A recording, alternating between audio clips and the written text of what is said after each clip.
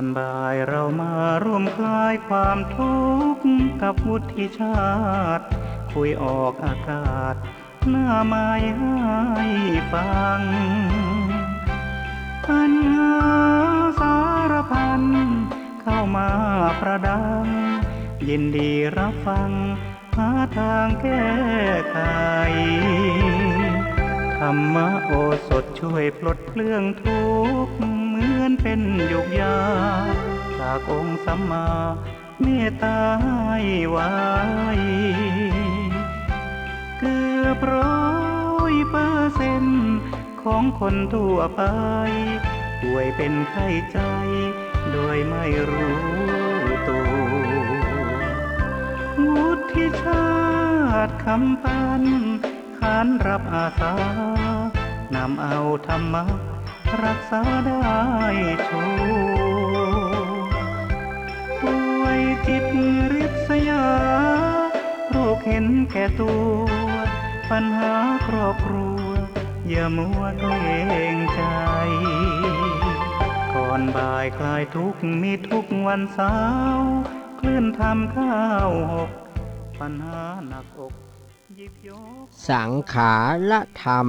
นำมาพิรุษคนเฮามนุษย์เกิดแก่เจ็บตายเดี๋ยวสุขเดี๋ยวทุกข์เดี๋ยวไข้เดี๋ยวหายหาที่สบายเตี้ยงแต่บ่ได้ชีวิตคนเฮาสั้นยาวไก่ใกล้ก็เกิน100ไปบ่นักคนอยู่100 ปีมีแต่แก่งักหลังหักกองก้อมงมการกลายเป็นภาระของลูกของหลานตุกทอละมันเชียงอย่างเชียงหันอยู่ยาวตุกยาวอยู่สั้นตุกสั้นกำไผเว้นมันจากนี้เกิดมาเพื่อตายบ่ได้หลีกลี่ลอกคาบอยู่นี่จีหลังเพราะว่าชีวิตเป็นอนิจจังย่อมเน่าผุพังไปตามกันเจ้าไปตามกันเจ้าก่อนบ่ายคลายทุกข์มีทุกวันเสาร์ขอความสุขความเจริญในธรรมจงบังเกิดมีแก่ศรัทธาญาติธรรมแฟนรายการโอ้เป็นรายการคนเท่า96เนาะธรรมะคนเท่า96ปิกมาพบจะปะอุจากับศรัทธาญาติธรรมก็เป็นรายการเฉพาะกิจเนอะช่วงนี้เจ้าของรายการเปิ่นไปประเทศอินเตอร์เดียโป้นเปิ่นจะปิกมาวันที่7บุญนะพญาโคตรสถานตัวเจ้าวัดจีโชดาเนอะท่านพระครูเปิ่นมาอยู่ปีนั้นอุทิชาติเปิ่นได้รับภาระหน้าที่ช่วงนี้ไปก่อนถึงวันศุกร์เนอะวันศุกร์นี้ก็วันพรุ่งนี้วันพัดนี้จะได้ฟัง2 ชั่วโมงลวดเนอะวันพรุ่งนี้ตั้งแต่เวลาบ่ายโมงจนถึง3 โมงนะครับวันเฮอนี่ชั่วโมงเดียวเนาะวันนี้ก็ชั่วโมงเดียวเนอะใครจะฟังก็เข้าใจตั้งหน้าตั้งตาถ้าฟังกันเหียก็เดี๋ยวจะหมดเวลาละแล้วก็เนี่ยช่วงเจ้าช่วงเจ้าเนาะช่วงเจ้า8 โมงเกิงถึง9 โมงโอ้แต่เจ้าจะไปดีมหัวเนาะอัดเทปส่งไปฮื้อก็หวังว่าคงจะถูกใจจะได้ก็เดี๋ยวโทรมาฮื้อกำลังใจกับพี่หนานวุฒิชาติสักหน่อยกันแล้วกันเนาะ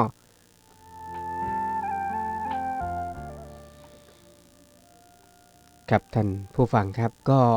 แต่เจ้าฮื้อธรรมะกันไว้เนาะหลายเรื่องหลายราวบ่ฮู้ว่าจะเป็นที่ถูกอกถูกใจหรือยังได้ก็บ่ฮู้เนาะภายใต้ฟังธรรมแต่เจ้าพ่องนะ8 โมงเกิงถึง9 โมงดีกะโทรมาฮื้อกำลังใจกันเนอะที่เบอร์โทรศัพท์086 671 3446 086 671 3446ก็ขอกราบขอบพระคุณอนุโมทนาบุญกับท่านพระครูสมุวิสุวัตรวรกิจโจผอ.สถานีรองเจ้าวาดวัดฝ่ายหินแล้วก็คณะกรรมการบริหารสถานีวิทยุ FM 104.50 เมกะเฮิรตซ์ทุกท่านนะครับที่ได้ให้โอกาสให้เวลาพี่หนานวุฒิชาติรองผอ96ได้มาสิงสถิตชั่วคู่ชั่วคราว ก็ ทางนี้และทางนั้นแจ้งอย่างท่านผู้ฟังปกติก็เปิ้นจะมีเจ้าของรายการอยู่แล้วแต่ช่วงนี้เจ้าของรายการเปิ้นไปทัศนศึกษาสังเวชนียสถานปูนประเทศอินเดียท่านผู้ฟังสวัสดีครับผมสวัสดีค่ะพ่อหนานบอกว่าไปช้าแม่ฟังแม่เพลินฟังเพลินอ้าวหมดเวลาแล้ว เขามีเกิงชั่วโมงบ่ได้แม่ก็น่าจะมีนานๆน่ะอ๋อเปิดฮือตะอานากาเอาละกะ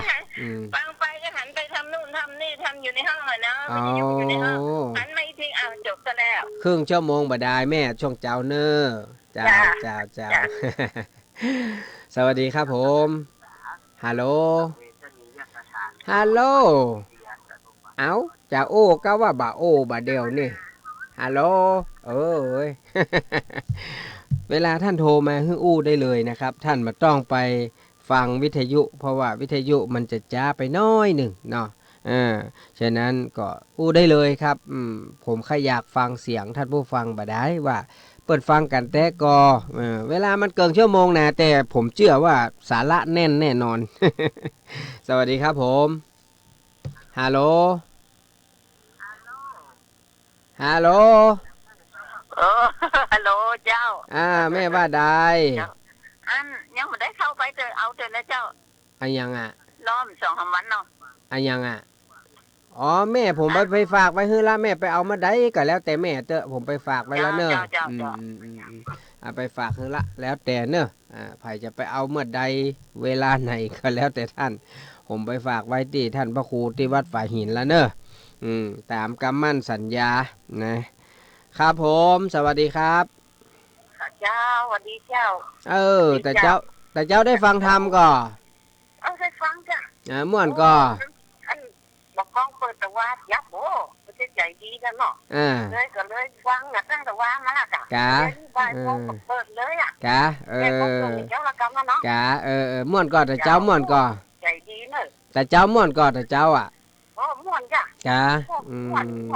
กะมันพูก2 ชั่วโมงเนอะมันพูกนะบ่ายโมงถึง3 โมงเจ้าจะรอฟังเจ้าดีหรอต้องอูคนม่วนยังของม่วนมันบริการดีเนาะหนานี่นะบริการดีได้อูได้แจกกันเดี๋ยวมันก็จ้าขอบคุณนะแม่เนอะที่อันแสดงความชื่นชมมาก็มันก็เป็นกำลังใจท่านผู้ฟังนะก็เป็นน้ำใจของท่านผู้ฟังที่บ่มีอย่างฮื้อเนาะก็มีโทรศัพท์เข้ามามาจ่าเหียฮื้อกำลังใจกันเหียก็ทำฮื้อพี่นานก็มีเหี่ยวมีแหงกระชุ่มกระชวยเกิดขึ้นมาว่าวันพวกนี้จะนำเสนออะไรหยังวันนั้นก็กับท่านพระครูตะวานี่พระครูบอกว่าพี่นานวันเสาร์วันติดที่จะถึงนะบัดต้องอัดเทปก็ได้เดี๋ยวจะโทรเข้าเบอร์มือถือเพื่อพี่นานออกวิทยุสดๆเลยบัดต้องอัดเทปละตุลุงชอบแบบสดๆนะแต่เทปก็ม่วนเพราะว่าผมมาอัดสดๆเหมือนกันนะอัดไปก็เกิดไปแต่มันก็ไปคนละอย่างท่านผู้ฟังเวลาเฮาจัดกันแบบออนแอร์แบบสดๆแบบนี้มันก็ได้บรรยากาศได้อรรถรสแถมอย่างเวลาเขาอัดเทปแห้งก็ไปแหมอย่างแต่ก็พยายามฮื้อมันม่วนนะฮื้อท่านผู้ฟังแล้วได้ธรรมะได้สาระก็อย่างน้อยที่สุดนะก็เป็นกู้เป็นกิมแก้ง่อมแก้เหงาฮื้อกับคนเฒ่าคนแก่แฟนรายการโดยเฉพาะยิ่งขึ้น96ซึ่งตอนนี้อาจจะง่อมจะเหงากันก็หลายคนก็ไหลมาฟัง104นะก็พอดีมาปะมาเจอเสียงพี่หนานวุฒิชาติก็ดีใจกันนะแต่ว่านี่อันไปแวะหาพี่พรไอ้มานิดที่บ้านป่าแห่เขาก็ว่าไปดักปิ้งเย็นบอยเป็นว่าเปิ้นนึกว่าออกตึก8 โมงเกิงถึง9 โมงก็เลยได้ฟังตอนบ่ายสักกรรมวันนี้ฟังมูนออันเจพรไอ้มานิดถ้าฟังก็โทรเข้ามาแจ้งกันหน่อยเนอะแต่ว่านี่ไปเอาขนมเส้นลำขนมเส้นบ้านป่าแห่เปิ้นลำแล้วก็ได้น้ำมะพร้าวมาทำ2 แกนบางคนบอกพี่นานจะกินได้ก่อนมะพร้าวน่ะกินได้กะห้อมที่เป็นอย่างรู้ น้ำมะพร้าวนี่ท่านผู้ฟังมันเป็นน้ำวิเศษนะหากมันเนี่ยมันดูดเอาน้ำตั้งแต่หากเนี่ยขึ้นไปไว้ที่หน่วยมะพร้าวมันน่ะเพราะมันไม่ใช่น้ำธรรมดาเพราะห้องน้ำติดนี่ลูก ข้าวติ๊บน้ำติ๊บเนี่ยน้ำติ๊บก็อยู่ในมะพร้าวแหละน้ำวิเศษว่าต้นลูกที่ไหนแม่มาอยู่ในน้ำมันอยู่ในมะพร้าวมันเต็มไปหมดเลยแล้วก็หวานเห็นเด้อหวานแท้นะแล้วก็อันเปิ้นเอาไว้อันโบะล้างแน่ศพหรอท่านผู้ฟังแล้วก็ตะกอนเขาจ้างแซวกันเปิ้นบอกว่าคนเป็นเอดนี่เปิ้นห้ามกินเนอะว่าอันหยังมันจะไปโวยวะ ก็บ่ฮู้เหมือนกันนะแต้มฮู้ คนถ้าจะว่ากันไปท่านผู้ฟังเนาะคนมันจะตายมันตึงตายท่านผู้ฟังจะจ้าจะโวยตึงตายนะบางคนบอกใครฮู้ว่าใครเป็นเอ็นพอเตอะมันกล้ากินน้ำมะพร้าวก็อีวะโอ้ว่าไปเลยคนเปิ้นมามักแต่มาเขเปิ้นกินได้ยังไงเนาะแต่คนตายนี่ส่วนมากเต้าที่เฮาหั่นนี่เปิ้นจะโบะน้ำมะพร้าวเนี่ยนะซับปะเลอเปิ้นจะเอามีดงกเนี่ยมาปักอีนะแล้วก็มะพร้าวก็จะพาไปสองเพิกแล้วเปิ้นก็จะเอาน้ำมะพร้าวน่ะล้างหน้าศพคือถือว่าเป็นน้ำติ๊บนะน้ำมะพร้าวนี่มันน้ำบนฟ้าพุ่นน่ะนะ โอ้ต้นมันสูงล้อปะโดอยู่กลางอากาศพุ่นหน่วยมันน่ะมันจะอยู่ร่มเหรอแล้วก็น้ำเต็มหันนะน้ำมาจากน้ำฝนน้ำหยังนั่นแหละแล้วก็ดูดขึ้นไปไว้ในหน่วยมะพร้าวนะท่านผู้ฟังเพื่อก็เอามาทำน้ำกินน้ำหยังกันก็ว่ากันไปทีนี้มาอู้ถึงเรื่องของกำข้าวกำเครือที่นำมาอู้เสนอท่านผู้ฟังในวันนี้ก็คือเรื่องของความเป็นความตายที่จริงก็บ่อยากให้อู้เท่าใดแต่ว่ามันก็อยากจะอู้ให้มันเป็นเครื่องเตือนจิตสอนใจนะให้กับเฮาท่านทั้งหลายว่าเมื่อมีเกิดก็ต้องมีแก่ก็ต้องมีเจ็บมีพัดภาคแล้วก็มีจากมีตายอันนี้มันเป็นไปตามธรรมชาตินะครับมันมีไผที่จะหลีกหนีพ้นได้คนจะอยู่เป็น100 ปีพันปี10,000 ปีมันก็ต้องตายท่านผู้ฟังนะมันมีไผบ่ตายมันก็เป็นเรื่องธรรมดาแต่ยิงเปิ้นบอกว่าจิตของคนเฮาเนี่ยเกิดตายอยู่ตลอดเวลาถ้าไปศึกษาในเรื่องของอภิธรรมการคิดของเฮาแต่ละครั้งเนี่ยนะเฮากึดนึกอย่างกระจ่างแต่ละครั้งเนี่ยมันเกิดขึ้นตั้งอยู่ดับไปเกิดขึ้นตั้งอยู่ดับไปเป็นอนิจจังนะเกิดขึ้นตั้งอยู่ดับไปเกิดขึ้นตั้งอยู่ดับไป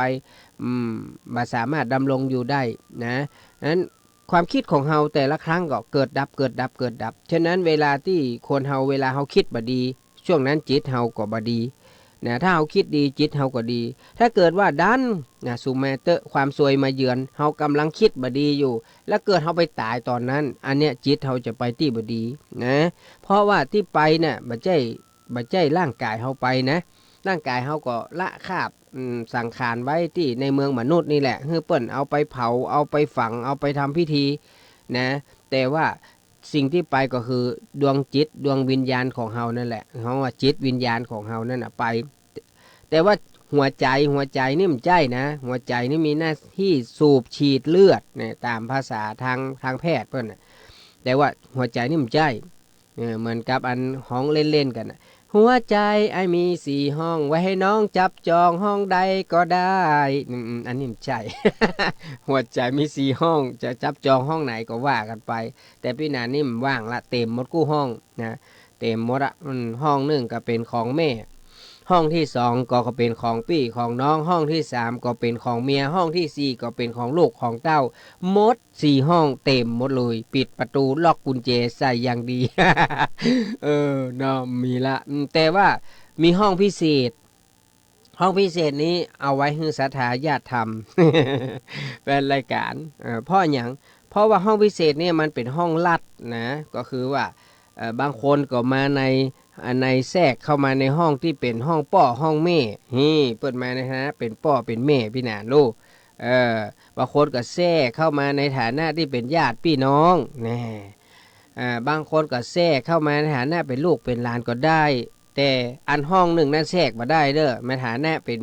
ป็นกิ๊กกาเป็นตัวสำรองเอาไว้ให้เลือกนี่มันได้นะอันนั้นหมดสิทธิ์ เพราะว่าอย่างเราไปถามไม่ยิงกะถามเมียท่านนะเนาะใครที่มีเมียลองถามน้องไอ้จะยกให้น้องเป็นเมียหลวงน้องจะโอเคหรือเปล่าอีนะลองไปถามเนอะหลังจากท่านอู้จบไปนะครับถ้าบัตตาซ้ายก็ตาเขียวตาเขียวอ่ะถ้าบัตตาซ้ายกับตาขวาน่ะจะปามข้างหนึ่ง ถ้ามาอ่านก็จะโดนตบหน้าหันซ้ายหันขวาแน่นอนนะ อย่างคนนั้นว่าโอ้ยมอกเมียอีหรอยังพอเมียมาอย่างตบขวาแล้วก็ตบซ้ายอีหรอ แล้วเขาว่าโอ้อีเมียก็เจ็บนักอะก้าถึงหน้าซ้ายหน้าขวาถึงเด้งปะลึบ่ใจตบขวาตบซ้ายสวัสดีครับเมียครับอย่าฮะกันนึกว่าขี้จะเน่ ที่ไหนได้เป็นว่าอ๋อจะสวัสดีเมียแต่ว่าตบซ้ายตบขวาเรามอกใดล้ำเหลือเมียสวัสดีครับ เอาตัวรอดไปได้เนาะท่านผู้ฟังเนาะอันนี้เพราะว่าคนกลัวเมีย บางคนบอกโอ้ผมไม่ใช่คนกลัวเมียครับยังผมเกรงใจมันมาได้อินดูมันนี่เนาะ อ่ะอันกะละมังมีไหนแปรงซักผ้ามีไหนผงซักผ้ามีไหนให้ยังเดี๋ยวไอ้ซักให้ครับ ก็นึกว่าจะเอาไปให้เมียแปลว่ามันจะซักให้เมียนะมันก็ดีเนาะแล้วว่าคนฮักเมียคนเจื้อเมียเนี่ยคนบ่าลึงนี่นะหูกำนี่นะเจริญเป็นว่าไผกระจ้างเตอะถ้าหูกำเมียนี่นะโอ้เจริญทุกหลายเพราะว่าเมียน่ะมันเก็บไว้ทุกอย่างเก็บเงินเก็บทองเก็บข้าวเก็บของเป็นผู้ดูแลผลประโยชน์ให้ทุกอย่างนะกับข้าวกับน้ำเสื้อผ้าอาภรณ์ของกินของใจมันอยู่ที่เขาหมดท่านผู้ฟังนะอยู่ที่เมียหมดบ้านจองหอเฮือนก็เมียทั้งนั้นเขาดูแลเฮานี่สบายลูกว่าใจนะถ้าเฮาทำตัวดีๆนะเป็นที่ห้าของเมียรับรองท่านสบายไปตลอดจาดจนกว่าจะตายจากกันแต่ถ้าท่านเป็นคนลึงเป็นคนอู้บุหุกรรมนี่นะมันจึงอย่างว่านะเนอะชีวิตมันจะลุ่มดอนเงินมันจะพุดตีนขาดมือเนอะจะคออย่างนี่มันบ่ค่อยอนุญาตนะสินเชื่อบ่ค่อยยินยอมเนาะ เพราะว่ามีรักค้ำประกันมันแน่ตาก็มันแน่เชื่อถือโดยเฉพาะอย่างนี้ใครที่มักเล่าอีนะสอบเอวอีนะเมียมันตึงบ่ค่อยฮื้อผ่านนะเวลาไปกู้นี่นะมันจะกู้คนอื่นนะกู้เมียนั่นแหละก็เงินนะที่ไปแยกการมาเอาไปฝากไว้ที่เมียนะเมียนี่เป็นธนาคารหรอเก็บเสร็จแล้วบ่ยอมปล่อยครับบ่ฮื้อกู้บ่ฮื้อยืมเพราะว่าอย่างหน้าตาบ่ไว้วางใจลูกเตียวเข้าบ้านมาปัดส่งปัดสิ่งอันนี้ไปเก็บแล้วเอามานะไปเจ็ดนี่เปิดไว้ให้นี่ประมาณสัก100-200นี่นะอันคนพัดละเมียว่าจะได้จะให้ยืมตังไปใช้นี่ก่อนเดี๋ยววันพวกว่าเธอที่จะไปใช้เอาใจจะไปเสาะเงินมาใช้เอาไปคืนมันก่อนนะก่อนเดี๋ยววันโพอย่าไปแปะเหล้ามันแหมมันหือแปะใครว่าใครห่างเนาะใจบัดเด รับรองโดนลูกกุยแน่นอน ตีนลั่น ทกพัดถ้าทกผ้าถุงนี่ค่ะจะโล่นโวยเด้อ อย่างเพลงไงอย่างนั้นกุ๊กกุ๊กกุ๊กกุ๊กกุ๊กกุ๊กกุ๊กกุ๊กกุ๊กกุ๊กกุ๊กเนี่ยไอ้แชมป์ไก่กูมีไหน วันมาเนี่ยอย่างเอาก็เล่นไก่จนไก่ตัวอันลุงใจกับไอ้แซมมันไอ้แชมป์ไก่กูมีไหน ไก่มีแล้วลุงใจเหลือก็กุมแล้วไก่กูเหรอเมียผู้เฒ่ากลัวไปแกงพูดแล้วนี่ โอ้ยตายละเอาไก่จนเพิ่นไปแกงเนี่ยเรียบร้อย ก็ว่ามันอย่างมันเหนียวเป็นว่าไก่จนกูกันนี่ประมาณนั้น น่าสมน้ำแน่มันท่านฟังนะอันนี้อู้ในเพลงนะอู้เล่นกับมาได้ท่านผู้ฟังนะม่วนนะจนนี้มันเป็นช่วงบ่ายท่านผู้ฟังใครรับพี่แนนอยากให้ท่านง่วงเหงาหาวนอนฟังธรรมะพี่แนนนะขันลับนี่น้ำกะย้อยเตยขนาดย้อยยังหูดขึ้นมาอยู่เสียดายบ่แสดงว่าขี้จินักแก่ขนาดน้ำกะพอจะถึงปืนยังหูดขึ้นมาได้อยู่ความสามารถพิเศษห้ามลอกเลียนแบบ บางคนบอกพี่แนนนี่มันแปลงเสียงคนขี้เหล้าเปิงแตะเปิงว่ามันก็เป็นบัจเจไปขี้เหล้าเมาแยมยังมาแปลงเปิงก็ผมหันหรอเวลาผมไปเตียวไปที่ไหนก็จ้างนะผมเจอคนขี้เหล้าผมถึงสังเกตหรอเตียวปัดส่งปัดเซ็งล่ะอย่ามาไม่ยุ่งกันนะว่าวันนี้มาแจ้งคนธรรมดาเนี่ยเป็นคนพิเศษนะเฮ้ยนักเลงนะบ้ามาแน่จริงเข้ามาบ้ามีมีดมีมวยมีไม้มาเลยให้มือเปล่าเข้ามาได้เลยถ้าหาบัลโลนเขาให้เป็นหมาบ้า เขาก็ดูว่าจะสู้แบบว่าถ้าบัลโลนนะถ้าบัลโลนเป็นหมามาเขาเป็นหมาได้เลยรับรองหล่นแน่นอนนะ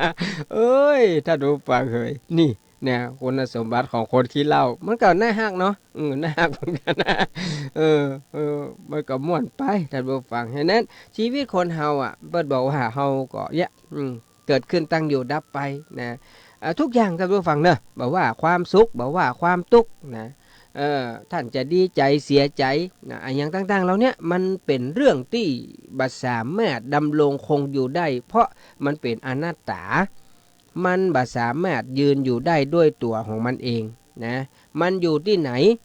ว่าความทุกข์ว่าความสุขว่าดีใจเสียใจเวลาที่เฮาได้อย่างขึ้นมาเฮาก็ดีใจเวลาเฮาเสียเฮาก็เสียใจ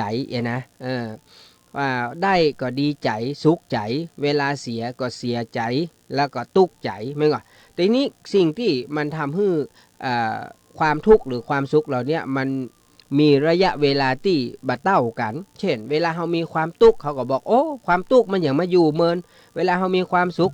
ความสุขมันอย่างมาอยู่กำเดียวพี่แหนนมันอย่างกับมันมีปีกก็เดี๋ยวมันก็บินผ่านไปเฮากำลังเพลินกับมันอยู่เลยนะก็เลยมีความสุขมันโป้นไปเห็นละยังได้ดียังได้เฮาต้องอย่าไปลืมคำสอนพระพุทธเจ้าพระพุทธเจ้าสอนว่าใดสอนว่าสุขทุกข์อยู่ที่ใจแปลว่าสุขทุกข์อยู่ที่ใจไม่ใช่หรือถ้าเราไม่ถือถ้าเราถือก็เป็นทุกข์ไม่สุขสันต์ถ้าบ่ถือก็บ่มีทุกข์นะครับหมายความว่ายึดคำว่าถือนั่นก็หมายความว่าเฮาไปเอาจิตเอาใจเฮานี่ไปผูกมัดยึดมั่นกับมันนะเหมือนเฮาฮักลูกเนี่ยเฮาก็เอาจิตเอาใจไปอยู่กับลูกกับเต้านะเวลาลูกเฮาดีก็ดีเฮาก็มีความสุขเวลาลูกเฮาทำตัวบ่ดีเฮาก็มีความทุกข์เนี่ยนะเอาจิตเฮาไปผูกกับผัวจิตไปผูกกับเมีย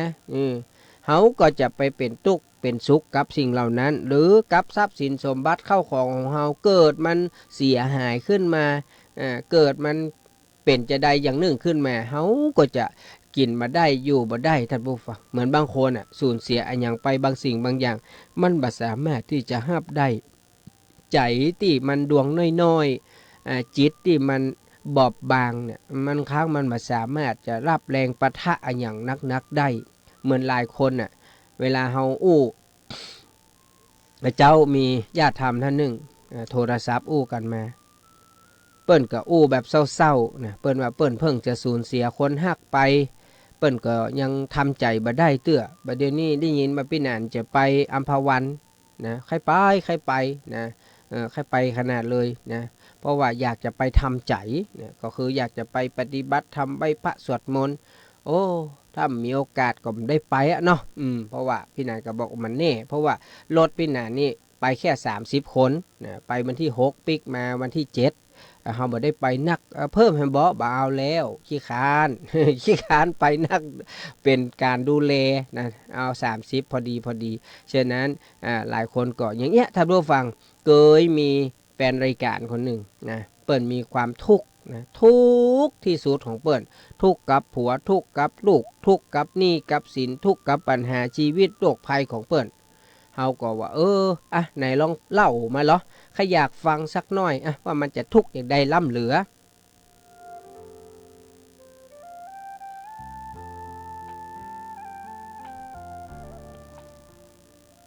อันจะว่าความทุกข์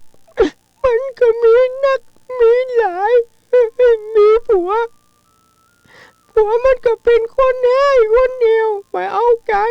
งานติดกับแม่ย่าแม่ยิงมีลูกก็ลึงชอบออกจากบ้านกลางค่ำกลางคืนไปแอวมาปิกบ้านปิกจองนี่สินไก่ลงตรงนางการงานก็บ่แน่นอนตกไปใกล้เจ็บก็มาเบียดเบียนเจ็บถึงขึ้นถึงลงในหมูจะเนี่ยจะไหนล่ะนี่ประมาณเนี้ยตุกแต่ตุกว่าท่านผู้ฟังเล่าไปย่างเล่าไปก็ให้ไปผมก็เป็นอย่างแม่เอ้ยจ้างมาเตอะผัวก็จ้างผัวลูกก็จ้างลูกหนี้สินก็จ้างมันโรคภัยก็จ้างหัวมันเตอะแม่เฮ้ยเฮาก็อยู่กับปัจจุบันกันแล้วกันเนี่ยอย่างได้ทำอย่างได้ก็ทำไปเถอะบ่ต้องไปเกิดอย่างมันหนักเพราะว่าการที่เฮาไปคิดหนักนะทุกอย่างเนี่ย นะเฮาคิดไปก็ตาอันนะเพิ่นว่าคิดไปก็ไล่บอยมันแก้ปัญหาบ่ได้ถ้าเฮาทำเฮาเป็นตุกจิตเฮาก็ตกไปติ๊กๆดังนั้นก็เลยบอกว่ามันต้องไปเกิดหยังนะไหว้พระสวดมนต์นั่งสมาธิแผ่เมตตาเถอะนะทำอย่างอี้ตึงวันตึงเจ้าตึงแรงตึงเจ้าตึงแรงเดี๋ยวแม่จะดีขึ้นหลังจากนั้นได้เหมือนนั้นพี่นานอีแม่บัดเดี๋ยวนี้สบายแล้วเนอะอีแม่บ่เกิดหยังนักละผัวก็จ้างมันลูกก็จ้างมันหนี้สินก็จ้างมันโรคภัยก็จ้างมันบัดเดี๋ยวนี้อีแม่สบายใจขนาดเลยนี่โอ้ยนอนหลับสบายบัดเดี๋ยวนี้มาฟังน้ำฟังธรรมพี่นานก็ม่วนดีโอ้บ้านเตือก็ไข้หัวตัวพี่นานลูกโอ้ม่วนนักแกเหมือนกันเนาะนะท่านผู้ฟังเดี๋ยวขออนุญาตรับสายเนอะครับผมจ้าพี่หนานพี่หนานถ้าคนพี่หนานไม่ยินกับเจ้าอู้มาเลยถ้าคนที่คนมีความสุขกับเจ้าก็ขอแนะนำให้คนว่าให้คนไปปฏิบัติธรรมที่วัดลำเปิงก็ได้พระเจ้าก็ไปมาแล้วเจ้าเจ้าไม่เป็นส่วนดีเจ้าแต่ก่อนก็กระตุกใจลงลูกเล็กเข้าน้อมกันแล้วน้อมก็มันต่างเขาลูกมันก็ลึงไปด้วยแหละแล้วเจ้าไปปฏิบัติธรรมมา7 วันหมดคนเข้าอาสาเนี่ยเจ้าแล้วเจ้าก็ท่านมาก็มาปฏิบัติก็แบบเดียวแล้วก็มีมันซูมมานะครับเสียงโทรศัพท์ท่านเขาลกขลักเนาะแต่เปิดกับว่าแนะนำให้ไปปฏิบัติธรรมแต่ก็ยังว่านะครับคืออย่างนี้ครับอันที่อู้มาเนี่ยถูกโมดแต่เราต้องเข้าใจบริบทของแต่ละคนแต่ละครอบครัวคือบางคนเนี่ยต้องทำงานนะครับต้องทำงานถ้าบอกทำงานก็มีเงินแล้วจะหยุดงานหยุดทุกอย่างแล้วไปปฏิบัติธรรม3 วัน7 วันมันอยู่บ่ได้หรอกครับเพราะอย่างเปิ้นบอกว่าก่อนที่เราจะไปวัดก่อนที่เราจะไปเข้าปฏิบัติธรรมเนี่ยเราจะต้องตัดปริโภทก่อนปริโภทแปลว่าความเป็นห่วงเป็นใยในเรื่องราวต่างๆถึงเราไปอยู่วัดต่อให้เปิ้นล็อกกุญแจขังเราบ่ให้เราหันเดือนหันตะวันให้เรานั่งสมาธิภาวนาไหว้พระสวดมนต์อยู่ในหันเฮาก็ทำบ่ได้เพราะจิตเฮาบ่สงบนะครับฉะนั้นเปิ้นบอกว่าต้นเหตุของปัญหามันเกิดที่ไหนมันเกิดที่จิตที่ใจเฮานี่นะจิตใจเฮาเนี่ยมันเปิ้นเฮาว่าจิตใจเฮานี่มันพุกพ่านนะมันพุกพ่านมันวุ่นวายว้าวุ่นฉะนั้นเฮาไปอยู่ที่ไหนมันก็ถึงแก้บ่ได้ครับแต่ว่าอย่างที่ผมแนะนำก็คือว่าท่านอยู่ที่บ้านท่านนั่นแหละท่านก็เนี่ยการทำงานไปก็เอาจิตใจจดจ่อกับการกับงานที่ท่านเนี่ยท่านทำอยู่ในขณะนั้นเวลานั้นก็พอละท่านไม่ต้องเอาไปคิดแวบไปเรื่องผัวเรื่องเมียเรื่องลูกเรื่องหยังกำหนดดูว่าเฮากำลังทำงานก็หันเนาะอยู่กับการกับงานก็พุทโธหายใจเข้าหายใจออกไหว้พระสวดมนต์เจ้าแรงแล้วท่านก็ทำมาหากินท่านไปเก็บเงินเก็บทองใส่หนี้ใส่สินจ่ายกันไปอย่างอี้ถึงจะอยู่ได้ไม่ใช่ว่า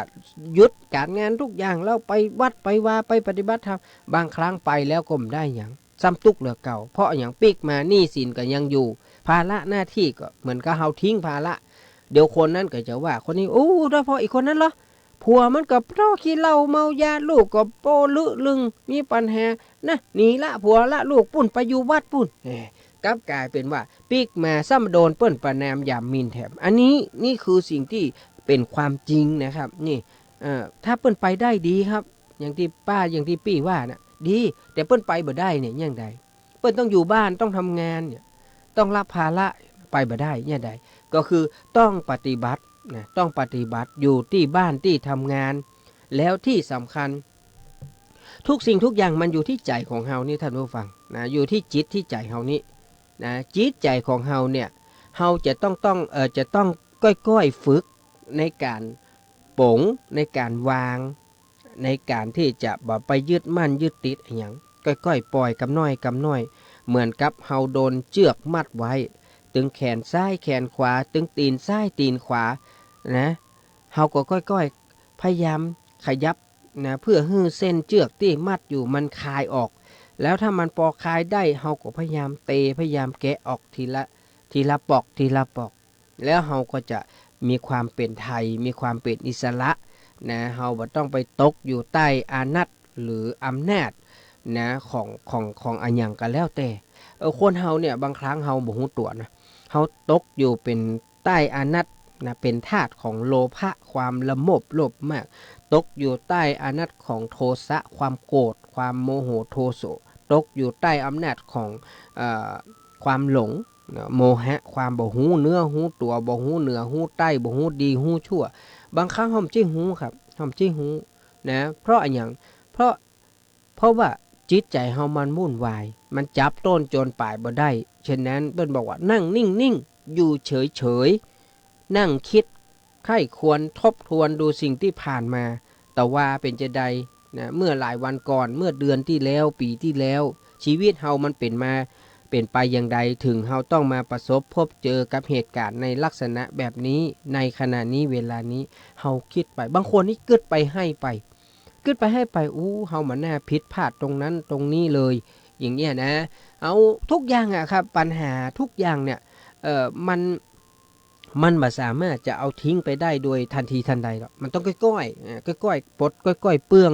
นะค่อยๆเคลียร์ไปทีละน้อยนะครับมันถึงจะเป็นการแก้ปัญหาที่ถูกต้องแต่นั้นมันก็ต้องดูที่ต้นเหตุของปัญหาว่าต้นเหตุปัญหานั้นมันอยู่ที่ไหนมันอยู่ที่คนนั้นคนนี้หรือคนไหน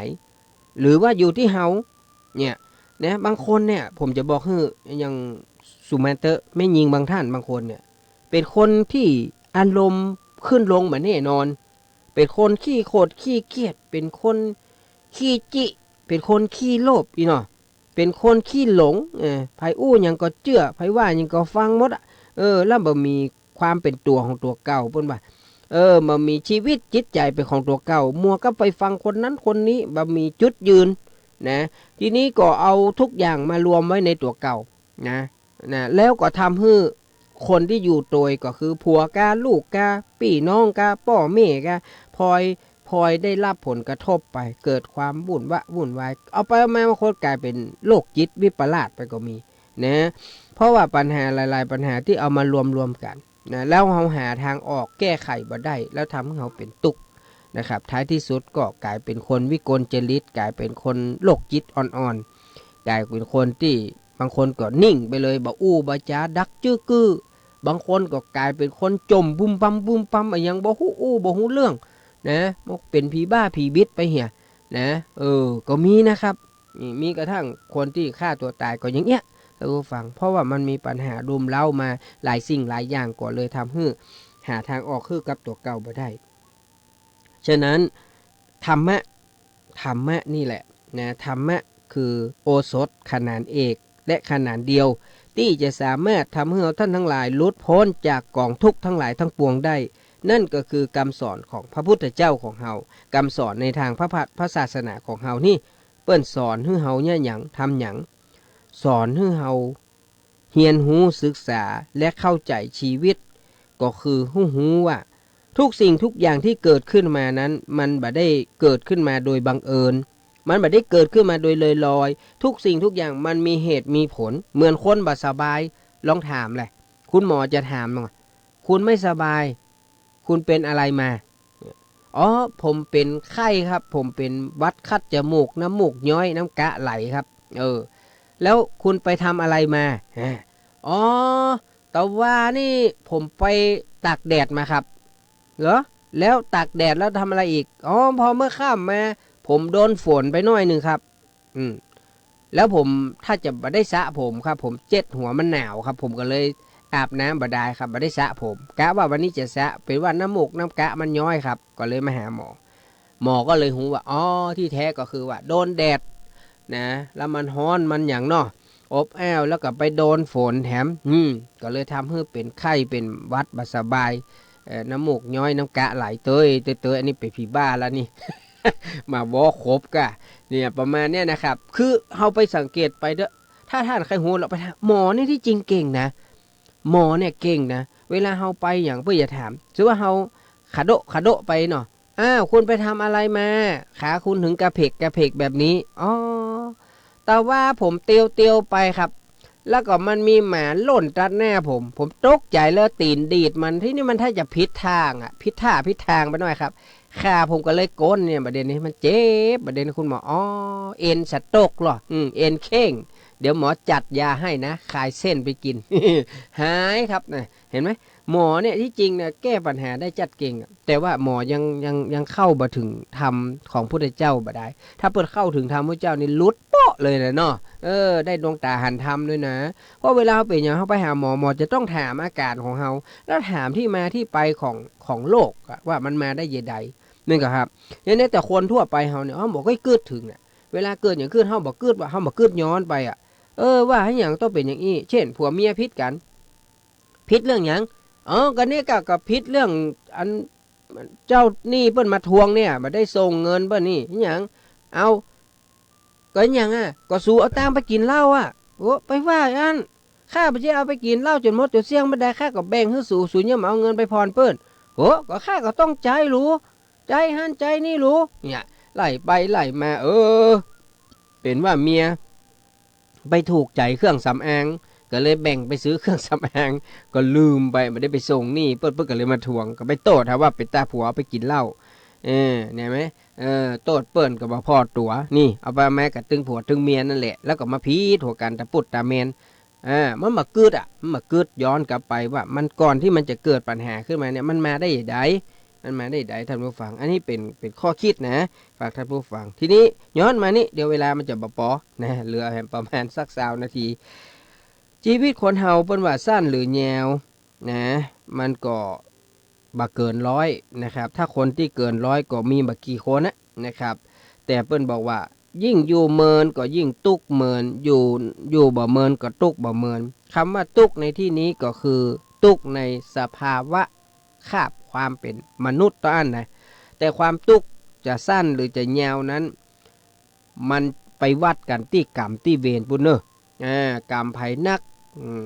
ก็นั่นแหละตุกก็จะนักกรรมภัยน้อยตุกก็จะน้อยท่านผู้ฟังนะฉะนั้นเฮาได้เกิดมาเป็นคนแล้วจะอายุน้อยอายุนักอายุสั้นอายุยาวมันเป็นเรื่องสำคัญว่าพยายามอย่าไปเอาชีวิตจิตใจของเฮานี่ไปมกมุ่นกับสิ่งที่บ่ดีนะ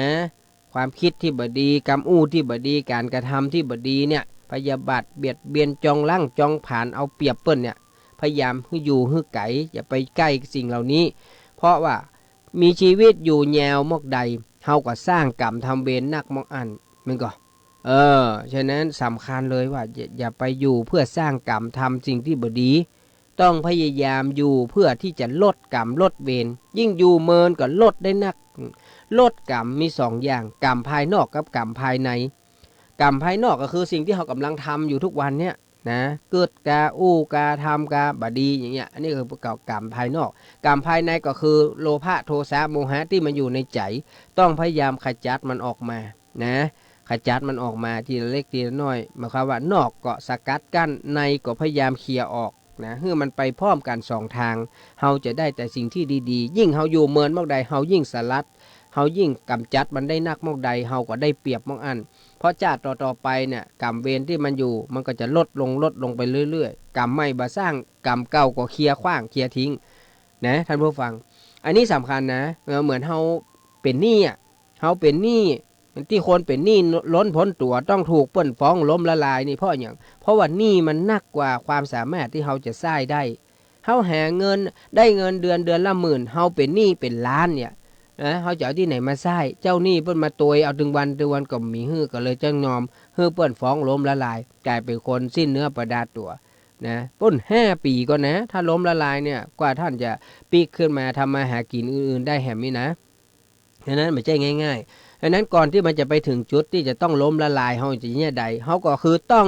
1พยายามอย่าไปยืมไปกู้ให้มันนักนะเอาเต้าที่เฮาพอใช้ได้กุ้มกินกุ้มใจไปได้นะ2หนี้ที่มีก็พยายามใช้อย่าไปบิดหนี้หนีหนี้นะจะไปเบี้ยวหนี้หนีหนี้เด้อนะก็หมายความว่าเฮาปิดตึงซ้ายตึงขวาปิดตึงตังเข้าตังออกนะเฮาจะได้รอดปลอดภัยอันนี้ก็เป็นธรรมะที่เอามาฝากกับท่านผู้ฟังว่าการที่อยู่เมินอยู่บ่เมินนะอยู่สั้นอยู่ยาวอันนี้มันใช่ประเด็นสำคัญคือว่า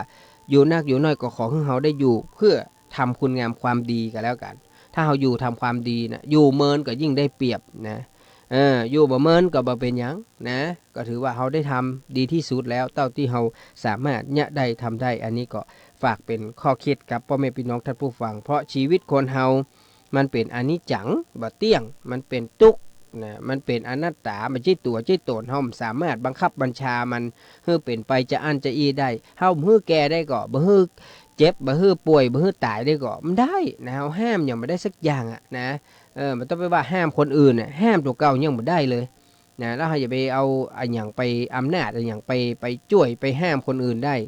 ห้ามบ่ฮื้อเปิ้นอย่าอันห้ามฮื้อเปิ้นอิ่มได้เหมือนทุกวันที่เราเป็นทุกข์นี่เพราะอย่างเพราะเราเอาจิตเอาใจเราไปเมาพอคนอื่นจับผิดคนอื่นเนาะเนี่ยผัวนี่กินเหล้านักนะย่างเหี้ยลูกแอวดีห้ามแอวตัวเก่าแต่งเนื้อแต่งตัวชอบกินชอบแอวย่างเหี้ยมันได้มันห้ามคนอื่นห้ามยากห้ามตัวเก่าดีกว่าอันยังที่เฮาพยายามเคลียร์ตัวเก่าได้บางทีเฮาจะฮื้อเปิ้นคิดเหมือนเฮาอู้เหมือนเฮาทำเหมือนเฮาก็บ่ได้นะเฮาทำดีกับมันต้องดีกับเฮากะเฮาฮื้อมันต้องฮื้อเฮากะอย่าเฮาฮักมันต้องฮักเฮาห่วงมันต้องห่วงเฮาบ่ได้เฮาไปยิ่งเฮาอันเฮาก็เป็นทุกข์ไปดิกๆเพราะเฮาฮื้อแล้วเฮาต้องการรับเมื่อเฮาบ่ได้รับมาเฮาก็ยิ่งมีความทุกข์หนักขึ้นเรื่อยๆฉะนั้นอันนี้ไปคิดว่าอันหยังมันจะเป็นดังใจเฮามันมีท่านผู้ฟังนะมันเป็นไปบ่ได้ impossible เพิ่นว่านะ เปลี่ยนได้บ่ได้เนาะทุกอย่างนะครับมันมีหยังนะที่จะเป็นของเฮานะเอ้าท่านผู้ฟังเวลามีประมาณสัก10กว่านาทีใครจะโทรมา0866713446แล้วก็เดี๋ยววันที่6ที่7นี้จะไปสร้างบุญสร้างกุศลที่วัดอัมพวันเนอะหลวงพ่อเจริญวัดอะไรยังก็วัดป่ามะม่วงเนาะก็คือหลวงพ่อจรัญวัดอัมพวันสิงห์บุรีเนี่ยพอดีตอนนี้เปิ้นก็ตั้งศพของหลวงพ่อจรัญไว้นะได้มีการสวดอภิธรรมกันทุกวันนะครับวัน2รอบ3รอบพี่นันพร้อมด้วยญาติธรรมที่ขึ้น96ก็ได้นัดหมายกันไว้จะไปขึ้นรถกันที่วัดโลกโมลีนะ11 โมงนัดกันนะครับแล้วก็จะออกเดินทางบักเกินเตี้ยงจะเดินทางไปที่จังหวัดสิงห์บุรีวัดอัมพวันหลวงพ่อจรัญก็คงไปถึงจักค่ำๆหน่อยก็จะได้ไปกินข้าวแล้วก็อาบน้ำเปลี่ยนผ้าเปลี่ยนครัวแล้วไปปฏิบัติธรรมเดินจงกรมนั่งสมาธิแล้วก็แผ่เมตตานะเอาบุญบารมีของหลวงพ่อจรัญช่วยทำให้การปฏิบัติธรรมกรรมฐานนั้นมันก้าวหน้าเนาะเฮาได้โปร่งสังเวชโดยท่านผู้ฟังนะได้โปร่งสังเวชโดยสวัสดีครับผมสวัสดีเจ้าพี่งานเจ้าครับนี่จำได้เนาะคนที่บอกโหจักตัวเก่านั่นน่ะครับเนาะพี่งานเก่งเนาะบัดเดียวเนี่ยเนาะโอ้โหปริญญาอย่างก็บัดเดียวนี้ได้ปริญญาชีวิตเห็นนะเนี่ยบัดเดียวเนี่ยเก่งมากๆเลยฟังวันนี้อย่างก็พี่โบยังเงินสู้น้องมาได้เลยสู้พี่นานมาได้เลยเนี่ยเยี่ยมมากนะครับนั่นนะฮันไปดีกันเนอเจ้าขอบคุณเนอขอบคุณกันนางเจ้าสวัสดีเจ้าขอบคุณแฟนรายการขึ้นอดีตขึ้น96ปัจจุบัน 104.50 คุณพี่โบบุญเนาะก็ขอบคุณครับพอดีเปิ้นอาจจะฟังแล้วอาจจะหันความเปลี่ยนแปลงการนำเสนอธรรมะของพี่หนานมันจะค่อนข้างหลากหลายหน่อยเนาะเพราะว่าที่เฮาอยู่96ก็อยู่มาได้เป็น10 ปีก็อย่างเงี้ยเพราะว่าเฮาก็ได้เรียนรู้ศึกษามาได้เรื่อยๆประสบการณ์อย่างต่างๆที่เฮาได้รับจากศรัทธาญาติโยมตลอดจนถึงจากตุเจ้าพระนายนะจากชีวิตของเฮาที่ได้พบปะก็ทำให้เกิดเป็นประสบการณ์ขึ้นมาแล้วก็นำมาเสนอกับศรัทธาญาติธรรมเพื่อให้เปิ้นนำไปคิดนำไปพิจารณาอย่าไปว่าเป็นการมาบอกมาสอนพี่นันก็บ่ใช่เป็นครูบาอาจารย์ก็เป็นพี่นันตัวน้อยๆคนหนึ่งในสังคมแต่ว่าเฮามีความเป็นห่วงเป็นใยนะอยากให้ทุกๆชีวิตนะให้เหล่าพุทธศาสนิกชนทั้งหลายให้ได้มีความคิดความอ่านคือได้เอาตัวเก่าคือรอดพ้นจาก ปัญหาโพยภัยทั้งหลายนะครับอันนั้นเป็นข้อคิดที่นำมาฝากต่ออันเองนะเอามาสะกิดเตือนจิตเตือนใจต่ออันนะไผ่ฟังแล้วจะได้บ่ได้ไผ่จะเอาไปใจหมเอาไปใจอันนี้มันก็เป็นเหตุสุดวิสัยที่พี่นานจะสามารถไปบังคับบัญชาได้นะก็แล้วแต่เปิ้นฟังแล้วเปิ้นเอาหมอกม่วนก็แล้วไปเปิ้นฟังแล้วเปิ้นได้ข้อคิดเปิ้นเอาไปใจในชีวิตประจำวันและทำให้ชีวิตเปิ้นดีขึ้นเปิ้นมีความสุขน่าขึ้นพี่นานก็ดีใจนะเฮาก็หวังจะได้อานิสงส์จากตรงนี้แหละท่านผู้ฟังนะมีเวลาแหมน้อยไผจะโทรมา0866713446นะมาแลกเปลี่ยนอู้จากันครับสวัสดีครับลีวิทยุนะครับผมแม่ลีวิทยุเนอะแม่ไม่ต้องรีวิทยุก่อนนะครับเวลาโทรมาหาพี่นานจะต้องรีวิทยุเนอะถ้ามาอ่านเสียงมันย้อนไปย้อนมาเนาะรีวิทยุแล้วอู้กันทางโทรศัพท์เนอะ0866713446แล้วก็วันพรุ่งนี้ก็เช่นเดิมนะครับเนอะ8 โมงครึ่งถึง 9 โมงก็ติดตามรับฟังพรุ่งนี้อาจจะออกสัญญาณจากทางบ้านสวนม่วนใจกะหรืออย่างใดพี่นานก็ยังระแวงอยู่นะครับวันนี้ว่าจะไปประชุมเปิ้นก็บ่อยู่บ่ได้ประชุมให้เหมาะบ่ฮู้ว่าบรรพุกจะประชุมกะหรืออย่างใดนะก็กลัวแตะๆนะเดี๋ยวเกิดเปิ้นฮ้องประชุมบรรพุกเจ้าอีนะโอ้บ่ได้ออกรายการแฮมละเนาะศรัทธาก็จะจมแฮมละโอ้พี่นานเบี้ยวรายการแฮมแล้ว ก็เดี๋ยวก็ยังคิดอยู่นะว่าเดี๋ยวอาจจะอัดเสียงไว้สักหน่อยกะเผื่อว่าผิดพลาดจะได้ขึ้นดอยพวกเจ้าจะไม่ได้ออกรายการนะครับครับผมครับขึ้น90 โมงมันแบบนี้จ้าจ๋าเปิ้นปิดปรับปรุงชั่วคราวครับวันที่23ถึงจะเปิดเนอะก็ว่าเสาะหาเพื่อมาเจอกันเนี่ยครับ23เนาะ23อันนี้พี่แนนมาช่วยจัดอยู่ที่ขึ้น104ชั่วคราวบ่ได้นะท่านพระครูเปิ้นบอกว่าโอ้อินดูญาติโยมแฟนรายการเนาะพี่แนนทางขึ้น96เปิ้นมาฟัง104ก็มีถ้าได้ยินเสียงพี่แนนเห็นสักเล็กสักน้อยคนที่เปิ้นเป็นแฟน96เปิ้นก็จะดีใจนะก็ไผที่เป็นแฟนรายการขึ้น96ก็โทรเข้ามาได้เนอะ08617086713446นะหรือว่าแฟน 104.50 ก็สามารถโทรมาอู้มาจากันได้เนอะมีเวลาแหม10 นาทีสุดท้ายนะก่อนที่เราจะได้นำรายการจากลากันไปท่านผู้ฟังครับ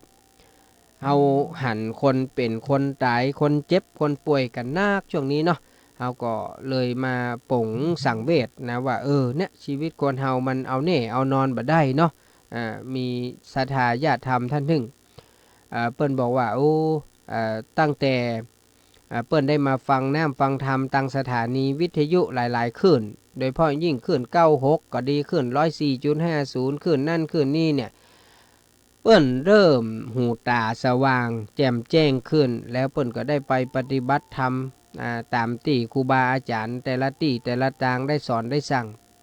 ทำเปิ้นเข้าใจชีวิตได้นักขึ้นทำให้เปิ้นโปร่งได้ปล่อยได้บัดเดี๋ยวนี้ชีวิตเปิ้นมีความสุขนะอยู่ไปตามอัตภาพอยู่ไปเป็นวันบอกเกิดอย่างนัก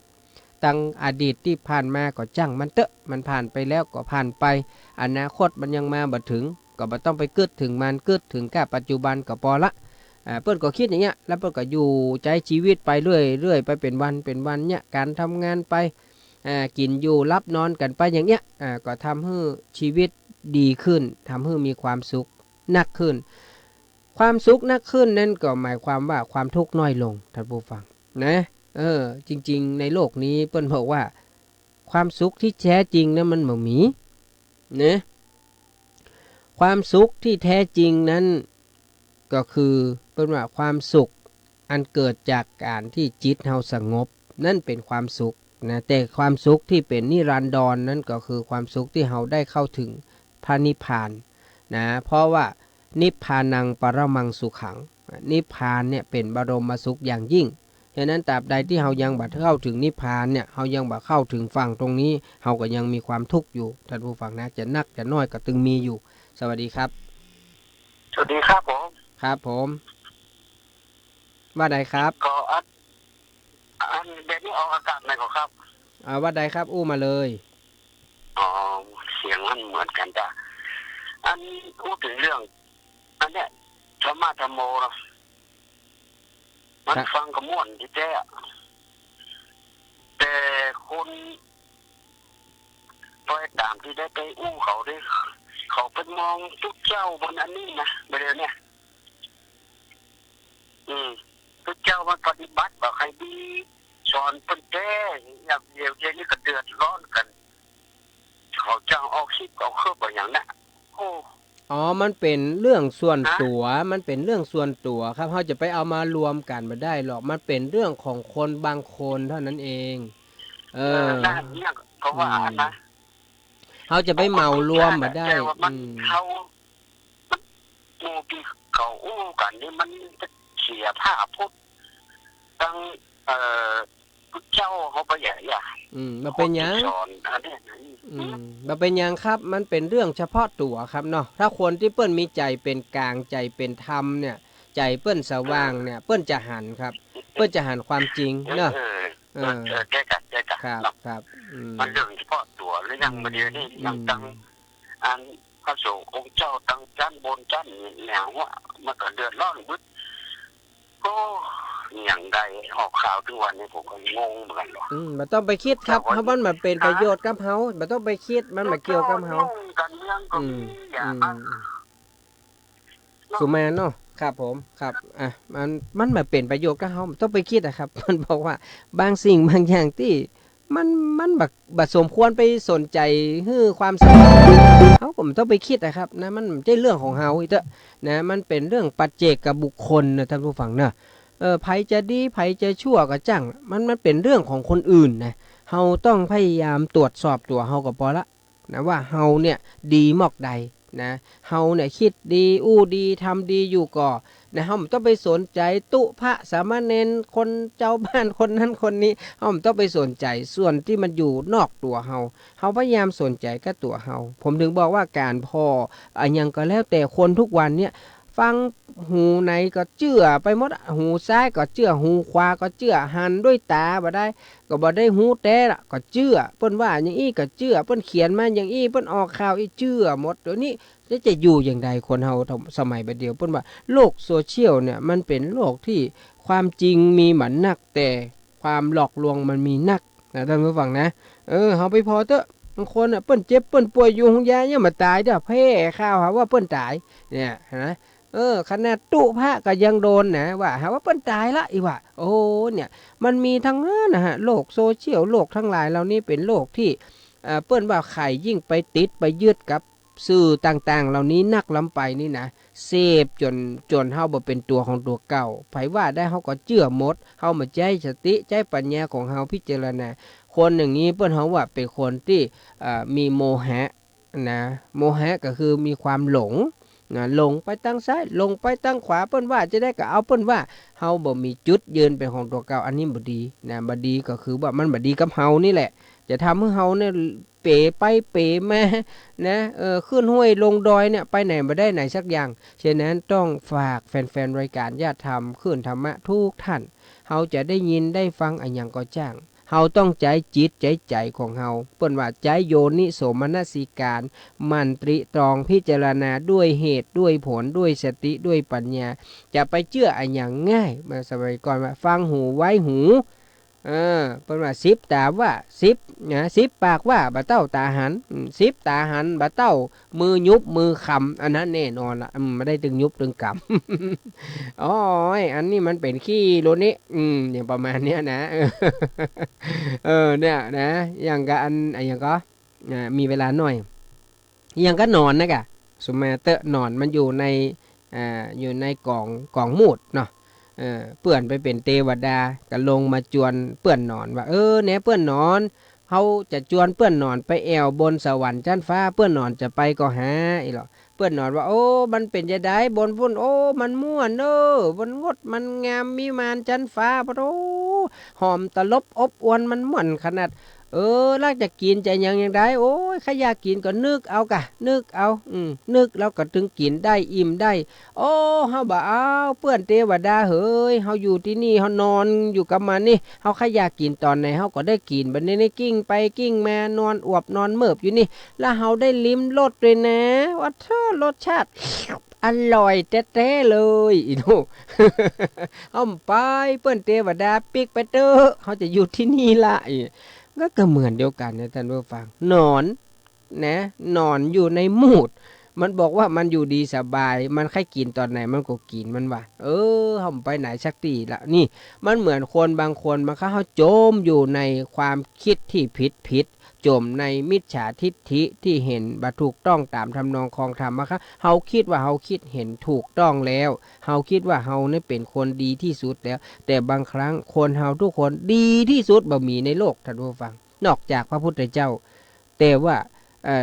มันมีดีแต่มันมีชั่วอยู่นะมันมีความดีกับมีความเลวแฝงอยู่ทุกคนน่ะมาดีนักเลวน้อยเลวนักเลวดีน้อยดีนักก็เลวนักดีน้อยก็เลวน้อยก็มีฮะ มันมีทุกอย่างฉะนั้นเฮาก็บ่ต้องไปเอาหยังไปตัดสินไอ้หยังอะท่านผู้ฟังเพิ่นบอกว่ามันการตัดสินไอ้หยังนี่มันยากนะตัดสินคนตัวก็ยากตัดสินสิ่งที่เฮาหันอยู่ภายนอกตัวเฮาก็ยากเพราะแม้กระทั่งตัวเฮาเองเนี่ยเฮาก็ยังบ่ใช่หูตัวเก่านะจิตเฮานี่คิดไปเรื่อยนะเฮาก็อู้ไปเรื่อยเฮาก็ทำไปเรื่อยเฮาก็ยังผิดพลาดอยู่เลยเพิ่นว่าสี่ตีนก็หูพลาดนักปราชญ์ก็หูพังนับภาษาอย่างคนเดินดินสองตีนอย่างเฮามันจะไม่มีความผิดพลาดมันเป็นไปได้ฮะนะเป็นมนุษย์เป็นคนทั่วไปเนี่ยมันจึงมีครับท่านผู้ฟังเนอะมันจึงมีการผิดพลาดพังเผลอเนี่ยประมาทเลินเล่อทำผิดไปมันจึงมีแต่ว่าทุกสิ่งทุกอย่างเพิ่นก็บอกว่าเมื่อผิดแล้วรู้จักแก้ไขปรับปรุงเปลี่ยนแปลงเหี่ยให้มันดีขึ้นสิ่งที่ผ่านไปแล้วก็จังมันเถอะคนเฮาจะไปกึดกะเอากันเรื่องเก่าเรื่องหลังมาเป็นความผิดความถูกกันในปัจจุบันมันก็มีประโยชน์อย่างเพิ่นว่านะมันก็มีประโยชน์นะคนบัดดีคนชั่วก็คงมีโอกาสได้แก้ตัวละชาตินี้ทั้งชาติคนที่เคยฆ่าคนตายออกคอกมาแล้วก็ยังฮื้ออภัยเปิ้นเนี่ยเปิ้นก็แย่งได้ก็ปีกไปเซาะฆ่าคนเหมือนเดิมแล้วก็เฮาก็ฮื้อโอกาสเปิ้นนะคนเคยลักเคยขโมยเฮาก็ฮื้อโอกาสเปิ้นมาจะปรับปรุงเปลี่ยนแปลงตัวเก่าได้ฉะนั้นคนทุกคนก็ต้องการโอกาสนะท่านผู้ฟังนะในการที่จะปรับปรุงเปลี่ยนแปลงตัวเก่าเนาะฉะนั้นอันนี้ฝากกับท่านผู้ฟังทุกท่านกันแล้วกันเวลาหมดเวลาแล้วล่ะขอนำรายการธรรมะคนเฒ่า96พี่หนานวุฒิชาติคำปันจากลาพ่อแม่พี่น้องไปก่อนค่อยมาปะกันใหม่วันพรุ่งนี้ 8:00 นเมื่อเจ้าและบ่ายโมงถึง 3:00 นวันพรุ่งนี้วันพัดเนาะแล้วมาปะกันใหม่นะครับขอความสุขสวัสดีจงบังเกิดมีแก่ท่านผู้ฟังทุกท่านโชคดีและสวัสดีครับศีลข้ามันต่างกันราวฟ้าดินเปรียบคนใจมีศีลกับคนที่แล้งน้ำ